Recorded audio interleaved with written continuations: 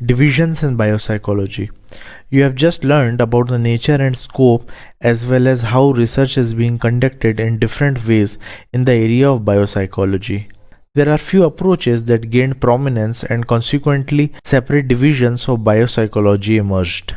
Biopsychology has six main divisions: physiological psychology, psychopharmacology, neuropsychology, cognitive neuroscience, and comparative psychology. These approaches are overlapping, and many biopsychologists follow more than one approach. Physiological psychology. Physiological psychology uses controlled experimental conditions to stimulate the brain and study its effect on behavior. It involves direct manipulation and recording of the brain by primarily using surgical or electrical simulations on animals for research. Their aim is to develop theories about how neural mechanisms control behavior. Let me explain it in a different way, and maybe you'll have to rewind it a couple of times to get it entirely. Physiological psychology stems from an ancient philosophical position that people and even other animals behave as they do because of their primary constitution of the brain. Gall, who was an anatomist, proposed that the extent to which various mental abilities and personality traits were manifested depended on the development of particular parts of the brain. So basically, what we are trying to understand here is that your behavior is not because of your soul, which is immaterial anyways, but your behavior is basically because of the composition of your brain. And alterations in brain can have real impact on your behavior. Take fear for example. The amygdala is a main component for acquisition, storage, and expression of fear. Let me show you where amygdala is. So let us search amygdala here.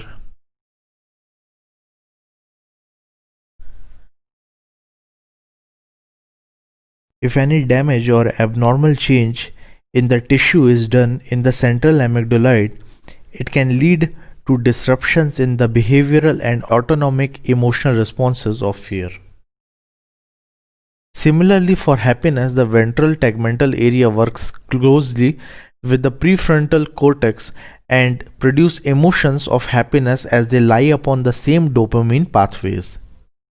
Let's also see Maguire's study of taxi drivers, which shows that the hippocampus is crucial in memory of routes. This finding of the relation between hippocampus and memory clearly has many useful applications for diagnosing and treating people who have problems with memory after the brain damage.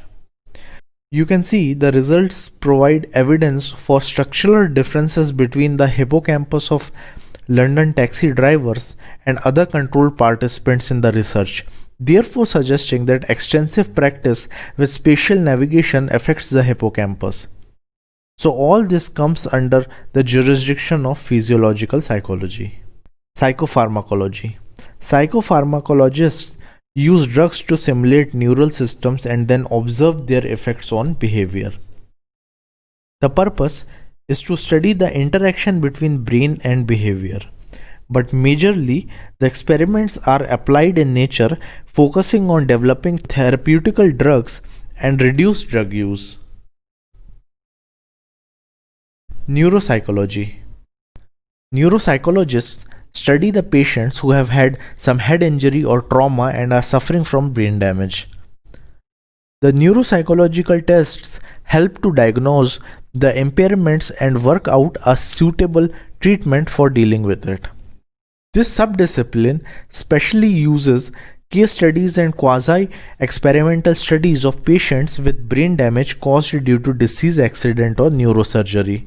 The focus of these studies is cerebral cortex, the most prominent part of mammalian brain, which consists of cellular layers on the outer surface of cerebral hemispheres.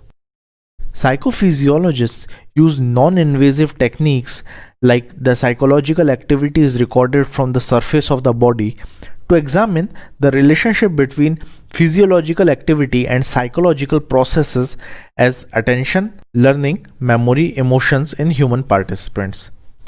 Various measures are used like scalp electroencephalogram, muscle tension, eye movement, galvanic skin response, heart rate, blood pressure, and pupil dilation. In summary, physiopsychology is the study of the relationship between physiological signals recorded from the body and brain to mental processes and disorders. Cognitive neuroscience.